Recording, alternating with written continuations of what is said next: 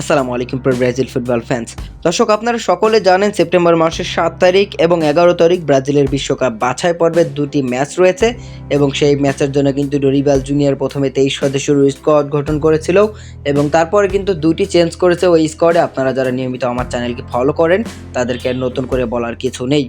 তবে দুটি চেঞ্জ করার পর কিন্তু অনেক আলোচনা সমালোচনা হয়েছে গণমাধ্যমে। তবে যাই হোক, শেষ পর্যন্ত কিন্তু ডরিবাল জুনিয়র এই 23 জন নিয়েই ডরিবাল জুনিয়র বিশ্বকাপ বাছাই পর্বের এই দুটি গুরুত্বপূর্ণ ম্যাচ খেলবেন। একটি খেলবেন ইকুয়েডরের বিপক্ষে সেপ্টেম্বর মাসের 7 তারিখ বাংলাদেশ সময় সকাল 7টায় এবং আরেকটি খেলবেন প্যারাগুয়ের বিপক্ষে 11 তারিখ বাংলাদেশ সময় সকাল 6টা 30 মিনিটে। মূলত এই দুটি ম্যাচকে সামনে রেখে কিন্তু ব্রাজিলের সকল খেলোয়াড়রা আস্তে আস্তে জয়েন করছে সেলেসাও ডাগআউটে এবং সেখানে কিন্তু আজকে ব্রাজিলের অনেকগুলো ফুটবলার নিয়ে কিন্তু ডরিবাল জুনিয়র প্রথম দিনের ট্রেনিং সেশনও শেষ করেছেন।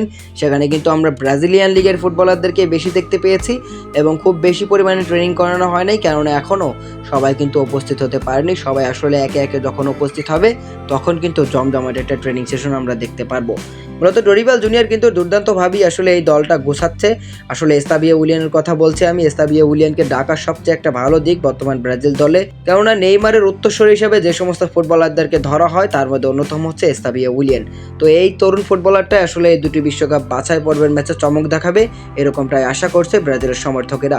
তবে আজকের দিনে ট্রেনিং শেষে ডরিবাল জুনিয়র তেমন একটা কোনো কথা বলেননি। আসলে সমস্ত ফুটবলাররা আসবেন, তাদের সাথে দেখা করবেন, সাক্ষাৎ করবেন, তারপরেই টিম কম্বিনেশনটা খুঁজে বের করবেন ডরিবাল জুনিয়র, যে ফাইনাল একাদশটা খুঁজে বের করবেন 7 তারিখের আগে এবং তার আগেই কিন্তু আমরা গণমাধ্যমে বড় বড় গণমাধ্যমে পেলে অবশ্যই আপনাদেরকে জানিয়ে দেব। তার আগে অবশ্যই আমাদের চ্যানেলটিকে সাবস্ক্রাইব করতে হবে। সমস্ত ফুটবল নিউজ পেতে হলে অবশ্যই আমাদের চ্যানেলটিকে সাবস্ক্রাইব করতে হবে।